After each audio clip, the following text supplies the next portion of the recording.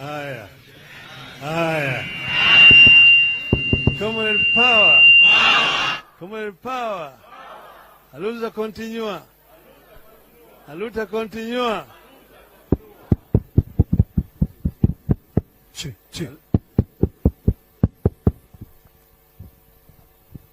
Hello, hello, hello, hello. It's now more audible, eh? Ladies and gentlemen, Amjambo. Amjambo tena. Wow, this is a wonderful evening. I listened to several comrades here. I feel very inspired by what I've heard since I came to this auditorium today. I listened to Wahoo talk like a true revolutionary. And I got very, very encouraged. We have come here today to launch a book stronger than faith. That's Oduor Ongwen. As you can see, I'm the one who wrote the foreword to that book. So can I show you, I've read it from Genesis to Revelation. It is a chronicle of historical facts about our country. It has stated where we've come from and where we're going. I've said before, and Macau repeated it, that from independence right through there have been two forces pulling in opposite direction in our country.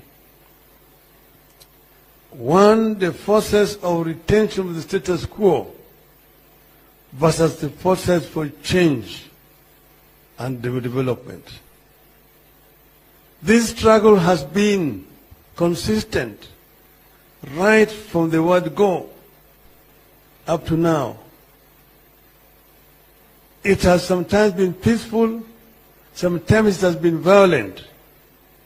It has cost lives for our people sometimes. It's against that background that you can explain several historical facts that have taken place in our country.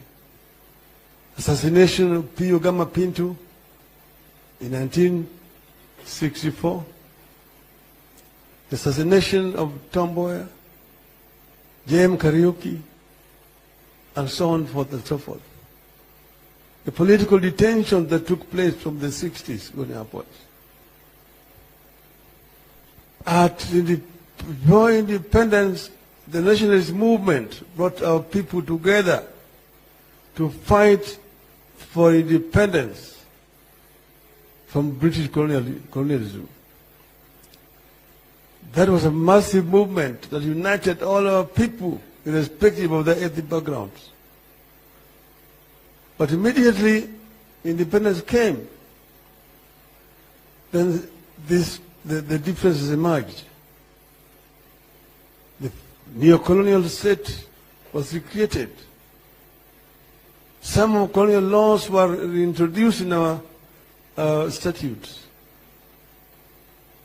The nationalist movement split on the issue of land, which is essentially what the main reason for struggle for independence. The issue was, how do we treat the issue of land? There are those who said, the British came and said, the settlers are trying to leave the country. We are ready to give you a loan to buy the land of the settlers, which has been occupied by the settlers. The nationalist movement was split in this. Those who said, yes, let us take the loan and buy the land to settle our people. Those who said, why should we buy our land from the British? They took it for free. They farmed it for over 60 years. If anything, they're the ones who should pay us compensation. Those forces who said, let us buy, were called the moderates, the pro-capital. The names are known. Those who said, no, let's take the land, those are the extremists, the communists. That is what started the struggle for change and retention of status quo. It has been very consistent. So Oduor has actually tried to explain it so well in the book. Now I've seen Oduor has got 2 birthdays. I don't know which is which. One is 58, one is 60. But I know that there are so many of my contemporaries who also had several birthdays. The real birthday and the one that were given in school. And he explained how he grew up in the rural area there. His father is 31 years older than his mother.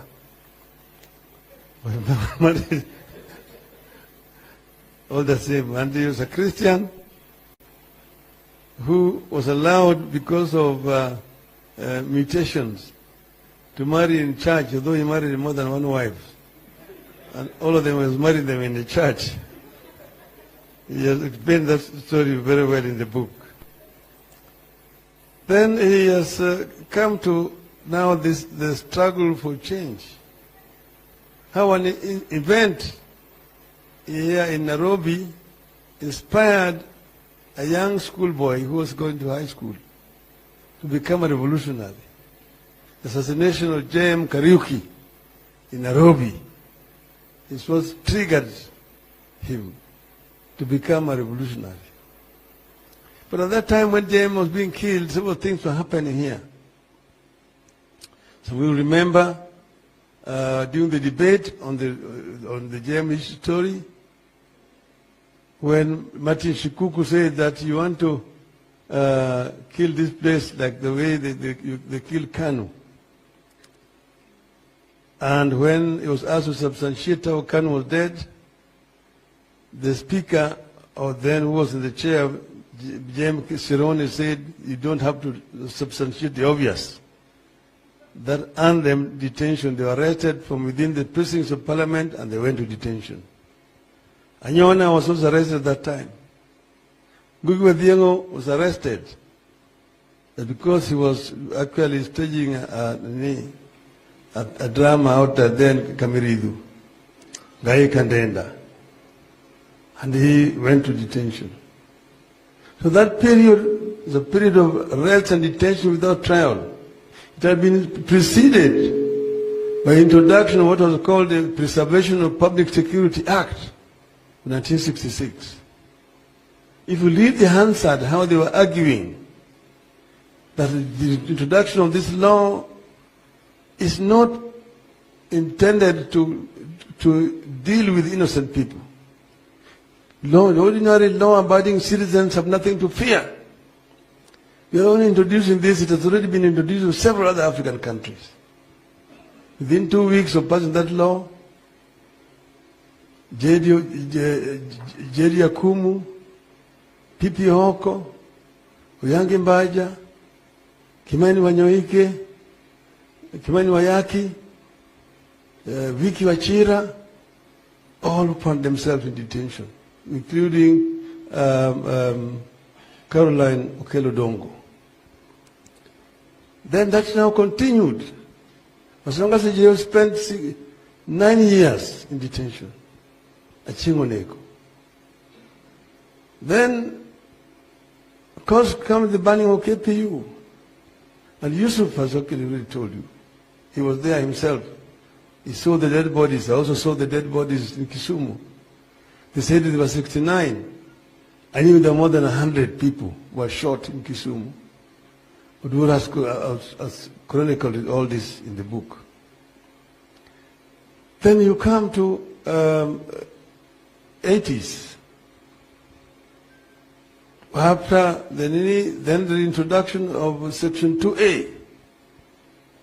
When we said we want to form a political party, Kenya African Socialist Alliance, we had already drafted the constitution, manifesto. We are going to launch. Juja Nywana was arrested in the morning, taken to detention. The following day, on Tuesday, they went to Parliament and passed Section 2A. Within half an hour, you cannot form any other political party. You cannot form a political party, and you can also not be elected in KANU unless you are cleared by KANU. So all, therefore, avenues for political change had been closed by the government. Nelson Mandela said, we hate violence. We don't, there's no space in our heart for violence. But then, when all the avenues for peaceful change were locked, and the apartheid regime was making violence on us, then we decided to answer violence with violence. There are two types of violence. There is oppressive violence that is used by those who are in power to suppress the will of the people. And there's defensive violence that the people use to protect themselves against oppressive violence. The two are not equal. The two are not equal. When all the avenues for change had been closed, Kenyans had no other alternative. It's against that background that you have to understand the event of August 1, 1982. Then now, but before that, people are being arrested. We are sitting with Mukaro Wanganga up there. At night, in the following morning, Mukaro has been taken. It was taken last night. William Tunga, Kaimoji Wachira, Katama Mkangi, Wanyiri Kihoru. All these people have been picked.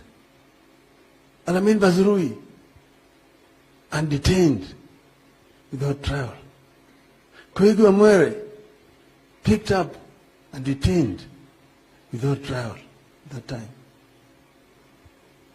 So, what other option did Kenyans have? Then after that, the arbitrary arrests, people are being arrested, shoved in. Yours truly, charged with treason. 6 weeks at GSU headquarters, where you're being taken out, interrogated, under duress. They put you there on the wall, tell you that if you don't speak to now, you are dead. And then they pull the trigger and you hear, tap! You think they'll shoot you. And then they bring you back. They will take you and put you down and hit you in most painful part of your body. And then you're going to speak. If you don't speak, you are dead meat. After that, they take you to committee. And you spend there 6 months trial. You're staying there with those other people who have been condemned. All that. A similar experience of Ongwen, and it's all chronicled in the book there, as a guest of His Majesty's government. So many other Kenyans spent days, years there. But before that, there's a Nyayo House torture chamber, which we will open one day and make it a monument for people to see. They go down to the dungeons of Nyayo House chambers. Other people did not survive it. Some are being taken up to the 23rd story of the Nyayo House, thrown out through the window, and said that they committed suicide. Some people have forgotten this. So many of our youth today don't know what happened in this country. They don't know. They call themselves hustlers. Because they don't know. There's ignorance, and it actually serves the interests of the regime in power to suppress these historical facts. But these are facts which need to be known. We are not here because of generosity of some other people. It was because people suffered so that Kenyans can enjoy the freedom that they have today. And if it is not protected, we are likely to go back to where we came from. So Kenya therefore must stand up and be prepared to make further compromises, to consolidate this democratic space. We know in the course of this struggle, there have been compromises. Compromises are sometimes called for in a struggle. We have had to, the left, as Pascal told you, has sometimes to make compromises with the right, so that you can the struggle can continue. The Italian leader of the Communist Party, Palmiro Togliatti, talked of compromiso historical compromise, when sometimes the left compromises with the right in order to be able to advance forward. But that doesn't mean that you surrender or you compromise your principles. You do that so that you're able to achieve the objective of getting the movement forward. This is what has happened in this country. When we talked to Nyayo, formed an alliance with him, was because we wanted to show him the way out.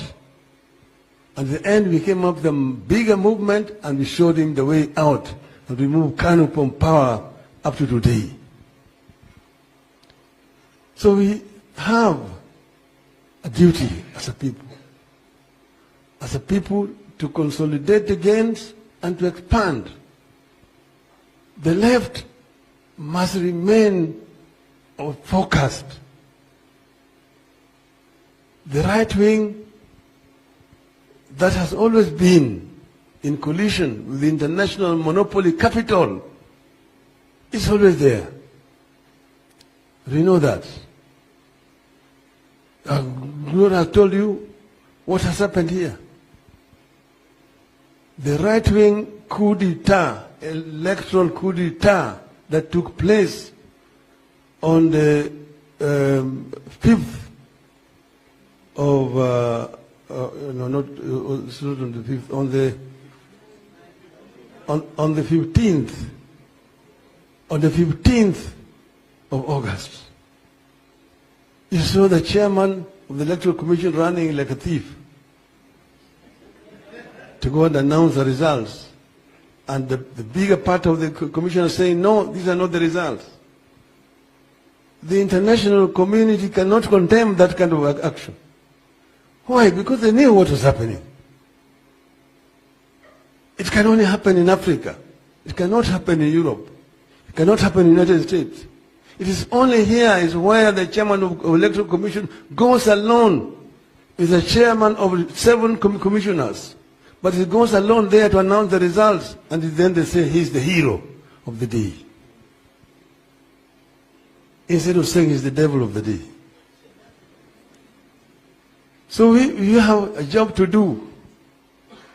What options do you have? One of them is not surrender. Surrender is not in our vocabulary.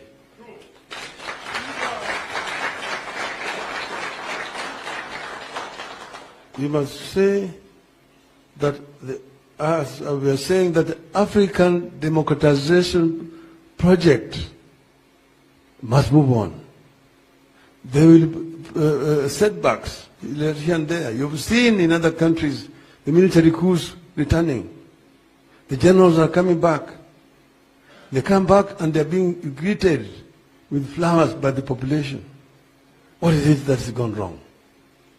We know what has gone wrong in some of our African countries. But that does not mean that we surrender. We must just regroup and move on. Because Africa has great potential. The richest continent in terms of resources is also the poorest. Why? Because true African democrats who believe in Africa and using African wealth for the benefit of the African people have not been able to get power to do so. And the international monopoly capital is not comfortable. When you're talking about making Kenya a manufacturing hub to supply the whole of the Eastern and Central African region, those people are not happy with you. That is the language they don't want to hear. When you're talking about beneficiation, value addition to local raw materials, so that you don't export bauxite, you export aluminum products. You don't export copper ore, you export copper products, including cables. You don't export iron ore, you export steel. You don't export coffee seeds, you talk processed coffee, and so on and so forth. That is going to competition against international monopoly capital. And that is the problem that we are going through. That is the reason why they don't want us to go in there. But we cannot forever remain servants of international monopoly capital. Africans must rise up. And there is a solution to this. Those stooges don't look at this, what's happening here. Basically, stooges have been used. But if this does not work, this other one will work. And we know what will work. That's why we are saying that, comrades, there's still work to do. It is work in progress. Comrades must come together, gather together and move forward. Victory is coming. Victory is certain. We have arrived when those days when the land was more fierce. The lion had the claws and the teeth to bite. We were able to confront that lion. Now we have got Simba Kibogoyo. We will move on. We will move on as a people of Kenya. And I'm certain that eventually the people of Kenya will succeed. Those days, we stood up against Nyayo. And you remember we were singing, Nipigwe teke sitarudi nyuma, oh nipigwe teke nipigwe jela rudi nyuma, oh nifungwe jela nipelekwe shimo nipelekwe Naivasha. Hata Nyayo waseme, hata Nyayo waseme, hata Nyayo waseme, sisa tutarudi nyuma. Hata Nyayo waseme, hata Nyayo waseme, hata Nyayo waseme, sisa tutarudi nyuma. Comrade power. A luta continua. A luta continua. I now have the pleasure to do the book launch.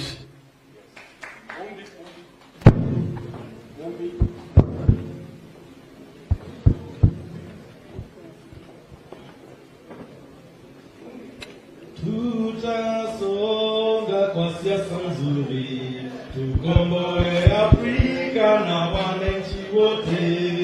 Tutasonga kwa siasa nzuri, tukomboe Afrika na wananchi wote. Tutasonga kwa siasa nzuri, tukomboe Afrika na wananchi wote. Tutasonga kwa siasa nzuri, tukomboe Afrika na wananchi wote. Mandera tuingie kwa siasa nzuri, kwa siasa nzuri. Hey! Tutasonga kwa siasa nzuri, tukomboe Afrika na wananchi wote. Tutasonga kwa siasa nzuri, tukomboe Afrika na wananchi wote. Hivyo tutafika kwa siasa nzuri, kwa siasa nzuri. Hey! Tutasonga kwa siasa nzuri, tukomboe Afrika na wananchi wote. Tutasonga kwa siasa nzuri,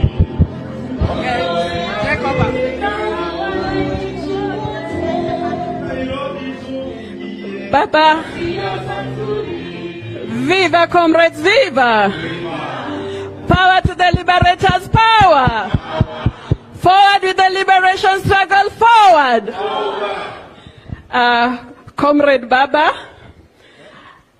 yeah, I have a pleasure. You know, this is a liberated space, and I celebrate that I'm among the youngest comrades, your offsprings, and we thank you, Baba, we celebrate you, and thank you, Comrade Oduor Ongwen, for giving us a pleasure to learn about our history.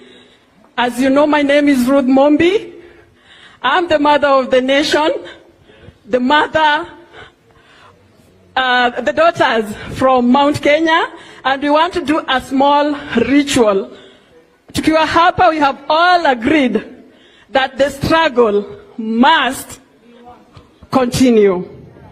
And the struggle will only continue if we drink from the wisdom, the cup of wisdom, and the energy, positive energy, the power, the intelligence, and the resilience, and the resistance that Baba, you have always showed.